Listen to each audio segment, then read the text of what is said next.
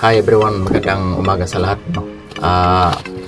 Kamakailan lang doon sa in-upload ko na memorandum na ipinilabas ng Metro Manila, no? Yung memorandum about sa tanggal sa lahat ng mga kinukulikta nilang fees, mga permit, about sa permit na siya talaga namang nagpapahirap sa mga negosyante natin dyan na naghahatid ng mga kalakal sa Metro Manila at mga pati na rin sa mga truck.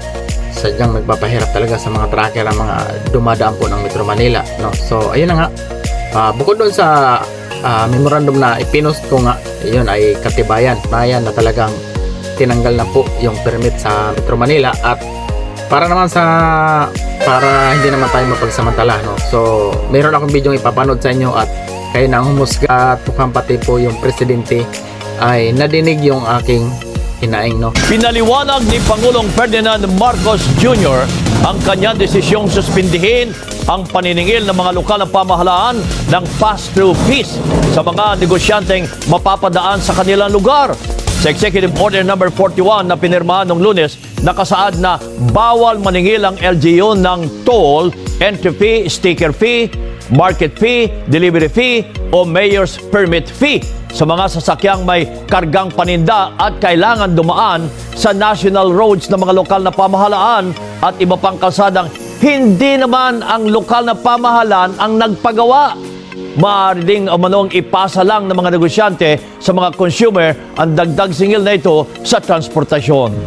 Tama, hindi naman sila dire-diretso yung truck na makapunta doon sa pupuntahan niya talaga, mas mabilis. Ibig sabihin, mas mura ang magiging transportation. So it's really about the ease of doing business and to simplify, again, the procedures that are required for a transporter to bring the produce, especially from the farm, to the market. So ayun, at makatapos nyo mapanood ng video, so maraming salamat sa suporta nyo pala sa mga nagsishare. At pakishare na din po ng video ito, pakilike po at pakipollow na din po itong aking Facebook page, no? At lubos tayo nagpapasalamat sa ating presidente, no?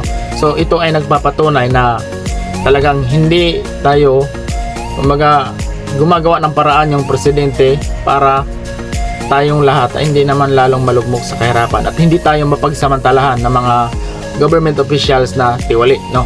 So ayan, so itong video na to ay siya talaga magpapatunay, kaya pwede natin itong gamitin, isampal natin doon sa mga ilang tiwaling official dyan, na lalo na sa mga tracker, no? Sa mga biyahero, no?